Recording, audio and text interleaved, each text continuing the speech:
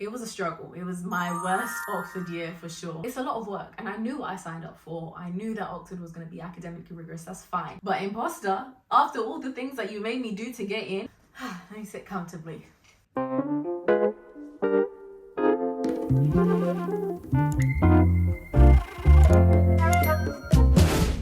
Hi guys, welcome back to my channel. I'm PT Jamila and I'm essentially on a year abroad.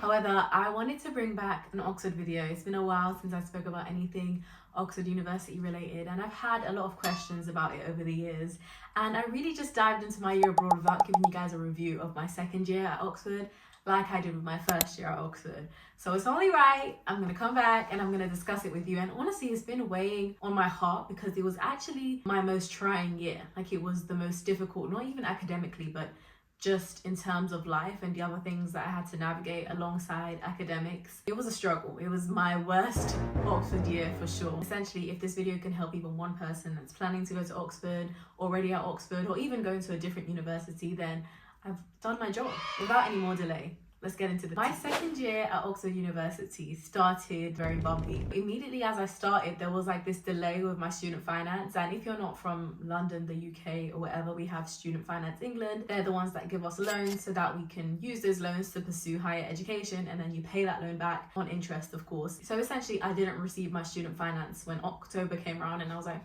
what's going on? So I called Student Finance England. They told me to contact the finance office at my university. So I did that and I explained to them the situation, like, you know, term started, but I haven't got my student finance. Like, how am I going to live, work, and just breathe and survive?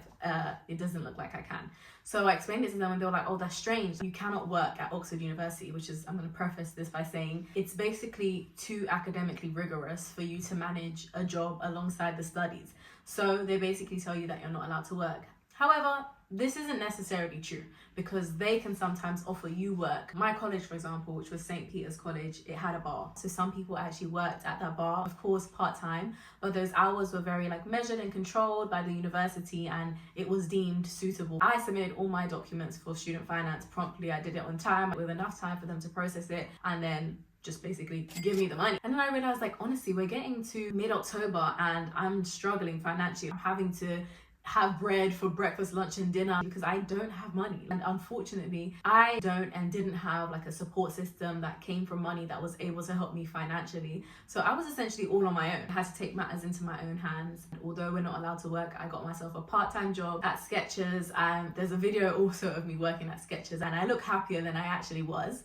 because I was not happy. I was struggling. If you didn't know, I studied modern languages, so I did Spanish and Portuguese. So it's a joint honours. That's kind of doing two subjects in one. That's two separate departments. The timetable might clash, or they might not really accommodate for the fact that you have another subject, so you just have back-to-back classes, 2,500 word essays due a week. It's a lot of work, and I knew what I signed up for. I knew that Oxford was going to be academically rigorous. That's fine. I did cheerleading, I did some gymnastics, I tried to do athletics. All of that had to be dropped. Sometimes that did mean I would miss classes, but I had to figure out a way to make this money by tomorrow. At the end of the day, I have to have money so that I can live and I can pay my rent. Also, because I wasn't living in halls anymore. Because my college was pretty small, it meant that I lived there in first year, but in second year you have to rent out. You have to find a bunch of friends or a few friends and live out of the accommodation at the college. And so for me personally, I lived, where did I live again? What was it called again? Cowley, yes. If you went to Oxford, you know Cowley. I lived in Cowley.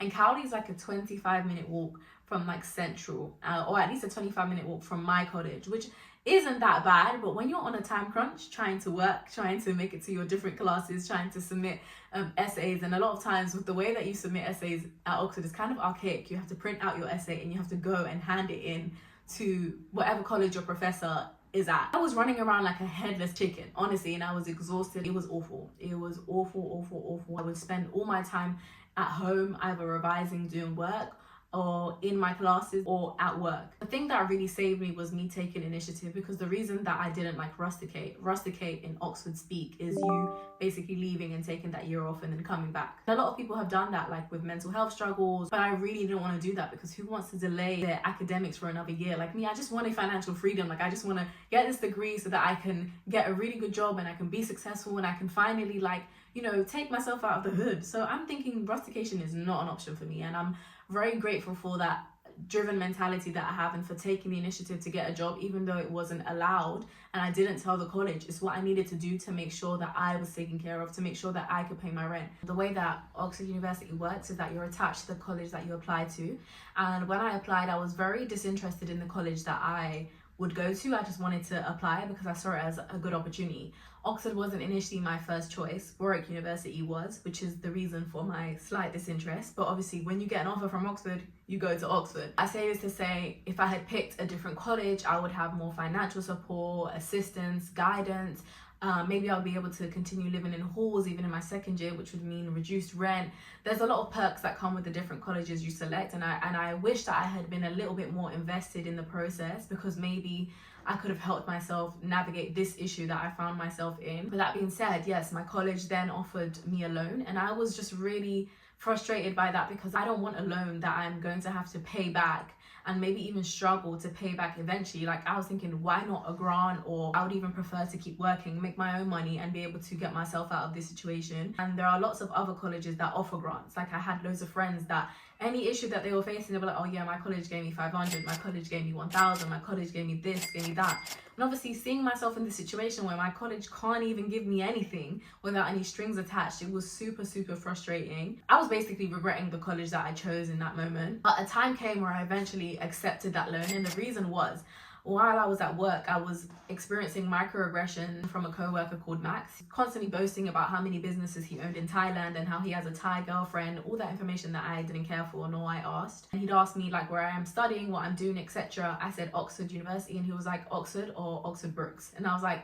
Oxford University. And I brushed that, because after that I would hear that quite a few times from like typically white people. But then every other time I would go to work, he would pry and he'd be like, oh, like they must have lowered like the grade entry requirements. Like, oh, wasn't there like a small percentage of black people that go there? And it's just like, you're really trying to get under my skin, and I can see that. At this point, it's past just curiosity and light microaggression. Like, you're really trying to dig, and you're really being very racist about it. And on top of that, the process of getting into Oxford is ludicrous. I'm not gonna lie. Like, there's so many hoops you have to jump through, so many processes you have to go through to even be given an interview. I never felt like an imposter. If anything, I just felt like there was a big adjustment period, and I just need to get to grips with what was going on. And of course the work is hard, but imposter, after all the things that you made me do to get in, I don't even remember the full process. I'll perhaps make a video about how to get into Oxford University and all the things you need if people would like to see that. However, like, feeling like an imposter when you get admitted into those universities, when you have to do all that work to get in, it is kind of crazy. And so I was explaining that to him. I don't even know why I was giving him the time of day, but I was giving him grace, right?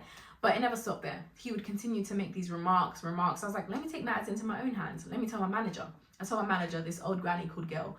She was like, oh, are you sure like this is how he meant it? Like, maybe you're used to like hearing these negative comments, so you think, you know, everybody has bad intentions. I was just like, one thing you're not going to do is manipulate me. Absolutely not. And I told her, no, like, that's never happened to me, actually. I've never actually experienced that. Blah, blah, blah, blah. I shortly realized that, like, I'm not going to get my justice with Gail, because she clearly doesn't care and she's going to protect him and yada, yada, yada. So I took the case up with the HR, and I spoke to this guy who was really sweet, really nice. He was trying to, you know, get me to explain the situation. But honestly, guys, it was so exhausting. Like, you don't understand, because you can have evidence, or you can really like document everything, how it happened, and you still have to keep explaining yourself, still have to keep proving yourself, and it's just frustrating. It was just tiring, and I just couldn't do it anymore, which is why I eventually ended up quitting, and I ended up taking that loan, because I was like, just give me that damn money, because I can't be here anymore. Dealing with challenges from every corner. You have the finance issue, you have the academic issue. I get a new job to take matters into my hands to help myself. I'm dealing with issues on this side, and I was like, God, like, I can't do it no more. Also, with each challenge that I was facing, it wasn't even my fault. And this is not even to paint myself as a victim or like I didn't do anything, but I find it so much easier to come to terms with challenges or mistakes when I've made them, because I have control over how quickly I'm going to rectify it, whether I'm going to take initiative, and I trust myself to do that. Time and time again, I fix situations, or I don't even get into situations in the first place, because I'm pretty organized and I'm pretty serious about the decisions that I make. So you can imagine how frustrating it is to constantly be put in situations where it's other people's incompetence that are affecting your life. That was one of the first times that I was super depressed. I was super upset with God. It was such a hard pill to swallow that I'm having to clean up the mess that other people are making, or I'm having to pay for the mistakes of others because it affects me. Do you know what I mean? At the time, I just felt like, well, things aren't going to get rectified if I don't move and if I don't do things and if I don't overextend myself to take initiative and fix things and call student finance office and set up meetings with my Oxford finance office. Like, nothing's going to change, and it's exhausting because it feels like I'm doing everything by myself. By the time January came, the student finance situation had been rectified. I was able to pay back the loan. I was able to start paying my rent, and things were kind of going slowly back to normal. I was able to see friends a bit more and things like that. In hindsight, I learned a valuable lesson that things won't necessarily be your fault, but they will be your responsibility, and you just might end up in situations where that's the case. And on the resilience front, I guess there's never a limit on how much resilience XP you can build. Like, there's always more and more. I will say that as much as that was such a trying and difficult time, I did learn a lot about myself. It just really made me feel this sense of not invincibility, but almost that. It's just like, if I can navigate all of that by myself as a 19-year-old, then what is it that I can't do? It really taught me as well how to have faith in God, because honestly, my faith was kind of dwindling. Never really fully, because I love the Lord, but I was really starting to lose hope that like anything was going to get done for me without me moving for myself. But the very fact that I have this personality, that I can take initiative, that I can keep going, it's literally God-given. And I would even say now, in the present day, when I've been applying to jobs and like really big opportunities, they always ask, what's the biggest challenge you've had to navigate? Or name a time where you had to be resilient. That is my story, and that's been my story. And I truly think that being able to have that example of how I balanced a 40-hour-a-week study load at Oxford with having to work a part-time job, having to take initiative and advocate for myself in all these situations, that's gold. Like, a lot of people can really appreciate that and see that this is somebody that things haven't necessarily come easy for her, but she navigates that. Was my second year harder than my first year? Undoubtedly, but for different reasons. The blessing was that I actually was enjoying my course so much more. I was loving the novels that I was getting to read. I got to do Brazilian cinema. I was just really engaging with my course materials. In my first year, you have set modules, like you have to study like medieval literature, and I hated that. I absolutely hated it. I didn't enjoy it. I didn't find it engaging. In my second year, I really did, and I really did enjoy it. And I was actually performing so well academically, which is crazy, because you think in the midst of all this chaos that I was dealing with, that my grades would take a hit. And in fact, they actually took more of a hit in my first year when I had no clue what was going on.